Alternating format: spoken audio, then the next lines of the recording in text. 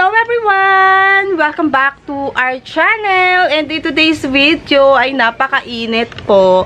At anong oras pa lang? I think, nung nag-check ako ng phone ko, nasa yung phone ko, naka-charge yata, is 1:35. And then, may kinuha akong package from Benguet or from Baguio. Ayan, may unboxing tayo ngayon. And pagdating namin dito sa bahay ngayon, nasa 2 o'clock na, or I think mga 2:10, ganun. Kasi kanina, pagtingin ko ng orasan, pagpasok ko dito is 2:05, and then ipinatong ko lang, umupo ako dito, kumuha ko ng camera, I think mga 2:10 na ngayon ng hapon, and sobrang init. Nung nakaraan, reklamo tayo ng reklamo, umuulan, malamig, and bigla namang uminit dito sa Bulacan. Relate ba kayo, mga taga Bulacan? Hihinga lang tayo. So, ayan. Relate ang mga taga Bulacan sa sobrang init. Tingnan nyo naman, oh, maaraw pa. And kahapon, 4:30 na, maaraw pa din. And ang ginawa ko, since maaraw na, yung ibang mother plants na succulents natin is pinaglalabas ko before, diba? And okay na okay sila. Walang nasunog sa mga succulents na inilagay ko dito. Kasi, sanay na po sila. Yung mga halaman kasi na inilabas ko is mga nakalagay, ang hangin. Tignan nyo guys. Oops. Sobrang lakas ng hangin, bigla. Nagpapansin sa pagbablog natin. So, ayun. Katulad ng sinasabi ko, dun sa mga succulents na pinaglalagay natin dito, wala siyang nasunog kasi sanay na sila sa araw. Galing sila dito sa pinakaibabaw na yan. Ayan. And, yung gagawin kong next dito is mag-unboxing. Syempre, from Benguet. Kung mapapansin nyo, lumuwag na dito dahil iniakyat ko rin po sila sa wala, nasunog. So, mainit pala talaga dito sa area na to. Nasunog yung eto, ay, hindi pala sunog. Kala ko nasunog. Iniakyat ko yung iba dito, kaya hindi na ako bumili, guys, ng mga Chloe. Chloe pala yan. Ay, yes, Chloe pala yung mga pinropagate natin before. And eto si Chloe ng Pilipinas, ng Benguet. Ayan, madami yan, guys. 1, ayun pa, 2, ayan, yung sa Marpin, propagation yata, ay hindi, mother yan, and then isa pang mother, ayan, ko sa inyo. Total lang ating topic for today is about succulents. Ayan yan yung mga pinugutan natin before na kalbong-kalbo, and ngayon, yan, tingnan nyo kayo nang humusga sa pugot version ng mga succulents, ganyan nangyayari, nagkakaroon siya maraming pops. Ito yung kanina itinuturo ko, yan, isang mother. So, 3 sila na pa-mother na, pero yung isa hindi pa siya maganda. Pakita ko sa inyo, ha. Eto, may mga tumubo na rin pala ito.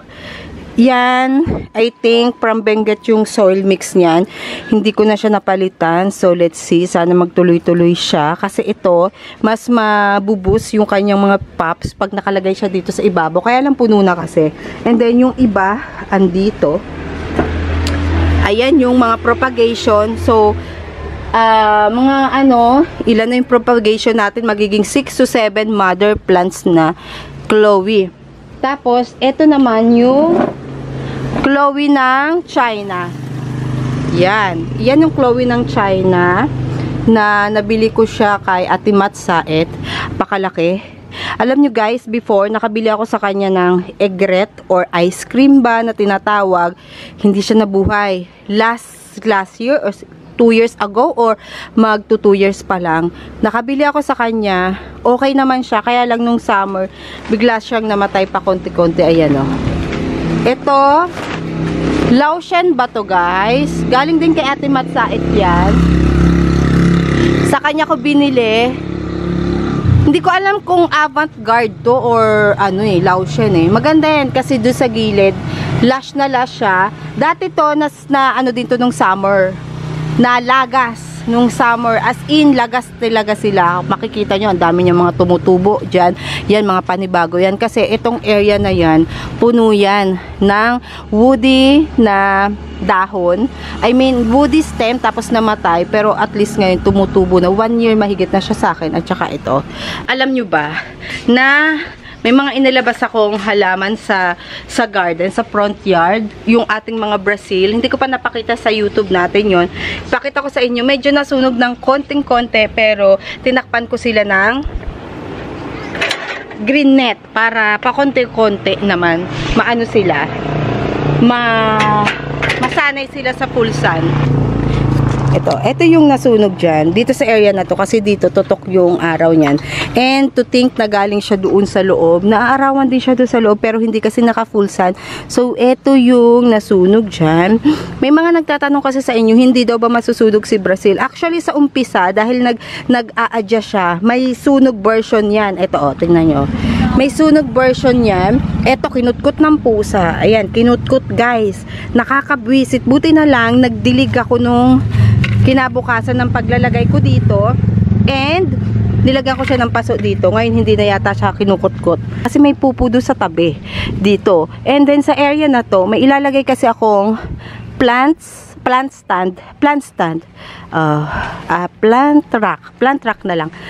rack dito, kasi bala ko maglagay pa rin ng succulents. Madami rin nagtatanong sa inyo, nasaan na yung mga succulents na nandito, kasi before succulent bed to, 'di ba? Actually guys, yung iba inalis ko dahil kinukutkot siya ng pusa. Yes, ang dami dyan pupo ng pusa. Naglinis na lang ako ngayon kasi siguro isang taon ko na, wala naman sigurong taon, no? May succulent bed dito, may mga black prince, may mga ganyan, yun namatay kasi kinukot ko siya ng pusa dito. So ang ginawa ko doon sa malalaki ko na halaman, tinanggal ko, tapos sinilipat ko siya sa paso. Ngayon, ibabalik ko siya dito pero nakapaso na siya. Yun. And hindi natin maiiwasan yung snail na ganito, wala tong laman Hindi natin siya maiiwasan na magkaroon ng snail, lalo na pag yung katabi mo na bahay or wala kang katabi is madamo. Yes, buti na lang yung katabing bahay namin sa gilid, may bumili dyan and pinagawa ng bahay. Ngayon, ito na lang yung problem ko, yung katabi ko, wala nang nakatira dyan and madamo siya. So, ang ginagawa tuwing tag-ulan dito, naghahanap talaga ako ng snail. Hindi siya kinakain ng snail. Itong ating mga Brazil. Hindi ko rin nilagay yung matibay na mga potos natin dito kasi kinakain naman po siya ng uod. Ito hindi ko alam kung kinakain siya ng uod, pero hindi siya kasi na nakakain pag yung katabi niyang potos is kalbo ng uod. Kaya ko siya dito inilagay. Pag tag-ulan, nilalagyan ko siya ng snail, yung pamatay ng snail yan, buong yan. Madami sa inyo na nababasa ko madalas paulit-ulit kung ninanakaw daw ba yung ating mga halaman. Hindi guys, kasi yung mga kapitbahay namin napakadaming halaman. Sample ko sa inyo Eto guys pansinin nyo yan. Isinom ko lang kayo. Pakaganda guys ng halaman niya. Ganda nung color white niya na yan. Tapos yung yellow na nakikita nyo, banda dyan, may yellow. Indian beads. Basta magaganda yung mga flowering plants niyan. Lalo na pag summer, mga April, May, napakaganda dyan. Sobrang daming bulaklak. Ito rin yung katabi namin, napakadami. So, eto yung lugar ko. Ayan. Hindi pa siya tapos. Sa malayo, makikita mo, maliit lang siya or konti lang. Pero hindi siya konti guys. Lalagyan ko pa yan mga gilid-gilid. Pinag-iisipan ko pa lang para maubos na yung mga nandun sa loob. Napakadami ko propagation ng Brazil. Si Cotton, kinalbo ko. Sa amin kasi, pataas yung lugar niya. Ayan. I mean, yung pwesto ng garden ko is pataas siya. Nadadaanan siya ng tao, pero pataas kasi siya. Hindi katulad dito sa area na to na nadadaanan siya ng tao, pero abot kamay. Wala talagang magnanakaw dito sa amin. Kaya tingnan niyo naman yung tsinelas ko. Ayun, yung white na yun. Napakaganda ng aglaw niya dyan. Sobrang ganda. So, ito rin, sa dinadaanan natin yan, abot kamay lang. Ganda, Ito naman, yung katabi namin bahay. Madumi. Yan.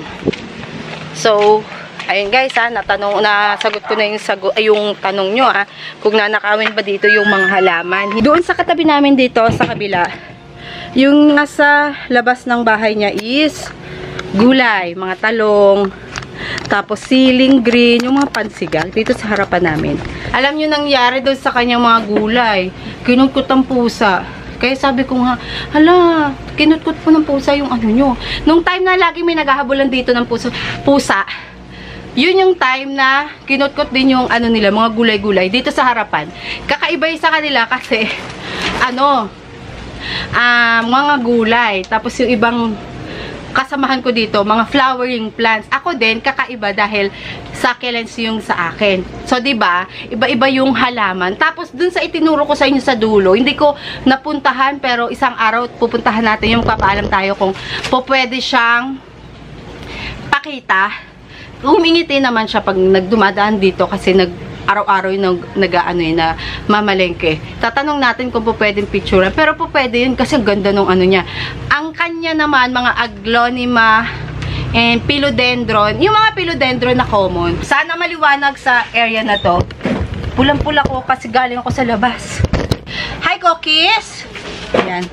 Dito sa area na to, akala nyo sobrang kalat, madumi, and puno ng pots. Hindi naman sobrang daming paso dito sa area na to kasi nandito lang yung malalaki. Ayan, malalaki kasing nandito kaya akala nyo makalat. And nandyan yung mga electric fan na hindi ko na ginagamit. Sinasanay ko sila, ops, mataas ang kuryente, huwag na kayo mag-electric fan. Sabi ko sa mga alaga ko. So, katulad na sinasabi ko sa inyo, I hope nasagot ko na yung mga katanungan nyo na huwag ka maglagay ng plants sa labas ng bahay kasi mananakaw. Hindi, guys. Kung manakaw man yan, ano lang yun, mga dayo. Yes, mga dayo lang. Kasi pag dito sa amin, hindi talaga siya nananakaw. Nung time na pandemic yan, ang dami guys, mga nagbebenta sa akin dito na mga nakaw na halaman. And hindi ko yun binili. Alam niya ni God, hindi ako bumili ng nakaw na halaman. Nireport ko yun sa barangay namin. Nasabi ko may mga bata dito. Hindi naman taga rito yung mga bata. Bihira lang din naman yung may nangihingi ng halaman sa akin. Kasi nga, hindi daw nila kilala yung plants ko. Succulents, guys, is ano dito, parang uncommon dito sa lugar namin. Pero may mga nag-aalaga din ng succulents dito. Actually, nung nakaraan, nung naglalagay ako ng mga Brazil doon sa labas ng bahay, is may lumapit sa akin na bakit daw yung kanya namamatay, ganyan-ganyan. Sabi ko, baka mali yung paso ay potting mix in. And yun nga, mali nga yung potting mix kasi loam soil yung kanyang potting mix na inilalagay. Actually po pwede yung loam soil sa mga succulents natin, pero pili, hindi po pwedeng lahat ng succulents natin is loam soil. Yung potting mix, lalo na kung mag-invest ka ng napakamahal na plants, huwag ka na mag-loam soil. Mag-invest ka na din sa magandang potting mix.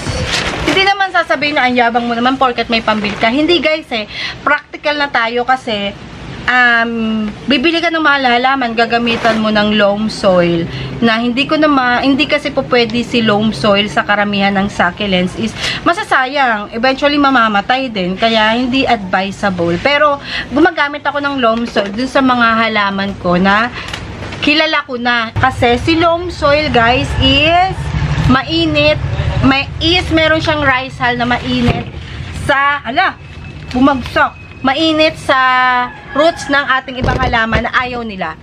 So, ayan. Ito ay 50 pesos. Etong mga nabili ko guys ay mas mura kumpara before. Yung mga karamihan na nabili ko dito is 50 pesos lang kasi gusto ko lang na na itry sila na pag maging mother. Ito hindi ko alam ang pangalan niya. Hindi siya hindi siya violet queen, hindi siya raspberry. Ayan, tingnan niyo yung itsura. Ang ganda niya, 50 pesos. Pahabol to. Bumagsak, naputol. Ayan pahabol siya. Ito yung laman niya. Yung ganito ko, hindi ko siya pinalta ng potting mix. Benguet soil. Hindi niya gusto. 50 pesos. Hindi to, hindi siya, nakalimutan ko yung tawag sa kanya sa sobrang dami ng mga naglalabasang succulents. Hindi siya shooting star. Mas malalaki siya kaysa kay shooting star or mas siya. Mas mahaba yung dahon niya. Eto. Meron ako nito. Nasaan na yung ganito ko? Anacamp, pero variegated. Anacamp cerus ba yan? Camp cerus. Correct me if I'm wrong. And eto guys, humahaba siya. Hindi ko alam kung sa akin lang, pero may nakita rin akong sa Google, may nakita rin akong anak hump na mahaba na siya talaga, lumalaylay siya. Pag matagal na. And then try ulit tayo nito. Si Beyonce. Yan, meron ako nito, dalawa. Nakakasura lang kasi nagiging ano siya, heart delight. Heart delight. Oo, heart delight ba yun? Or raindrops. Raindrops or heart delight. Parang ganon ang nangyayari kay Beyonce. Hindi ko ma-achieve yung ganito niya na may kulugo-kulugo lang tapos pinkish. Hindi ko siya ma-achieve. Nagiging heart delight siya or raindrops. Raindrops is madami lang siyang mga tuldok-tuldok dito sa gitna. Yung heart delights, buong dahon niya may kulugo na tinatawag na heart siya style. Hindi ko alam kung bakit bumili ako nito. Ayan o. Kung bakit bumili ako ng dolphin, ang dami kong dolphin dito. Ayun o, sa dulo. Hindi ko alam kung makikita nyo. Ang haba-haba na ng dolphin dyan. Hindi ko alam kung bakit bumili ako nito. 50 pesos. Wala lang, natuwa lang ako. Ito pa o, bumili rin ako. Magkaiba sila nung isa. Magkaiba sila. May nabili na rin ako nito, pero nalusaw siya dahil naaarawan tapos nadidiligan yung potting mix niya, hindi agad natutuyo or gusto niya ng gritty dito sa area ko. Gritty or mabato yung kanyang potting mix. Gustong-gusto niya. Banana pretty. Naputol. Tuyo na yung pagkaputol niya. Ayan, si Banana Pretty. Mabait din to sa akin. Kaya lang, sad din na hindi ko naalagaan yung nandito. I think, umabot na siya ng 8 months sa akin. Hindi ko siya naalagaan kasi madaming nangyari nung time na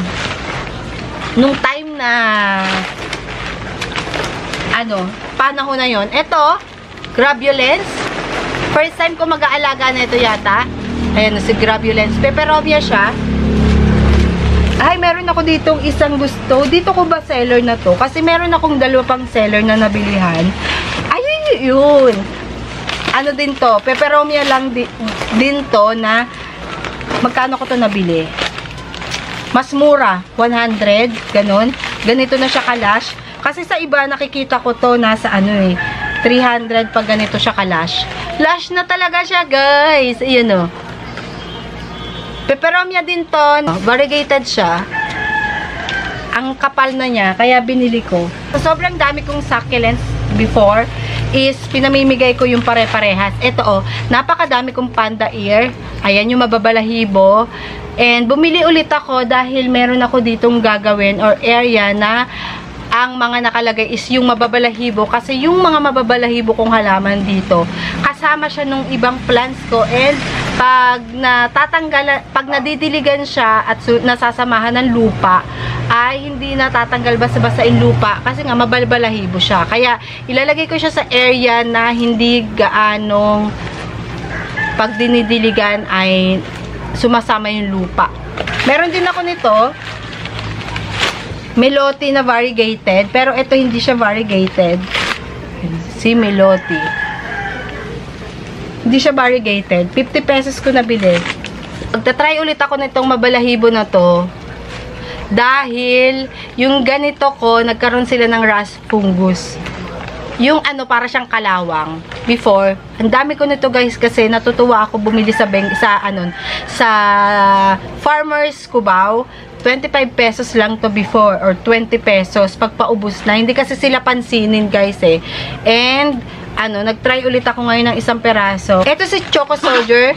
Meron din ako neto nandito. Kaya lang bumili ako kasi akala ko sobrang kapal. Oo nga. Hindi pala. Ganyan lang pala. Choco Soldier. Naisingit ko lang to doon sa mga katanungan nyo na yung halaman daw ba natin hindi nanakawin sa harapan. Hindi yan guys. Tiwala lang tayo. Pag may mga nangunguha dyan, siguro pumipitas-pitas lang pero hindi ko na napapansin. And mas gusto nila dito mga houseplants talaga, yung mga malalaki yung dahon. So, ayun guys, napahaba na naman ang ating kwentuhan. Sana nagustuhan nyo ang video to at see you on our next video. Bye!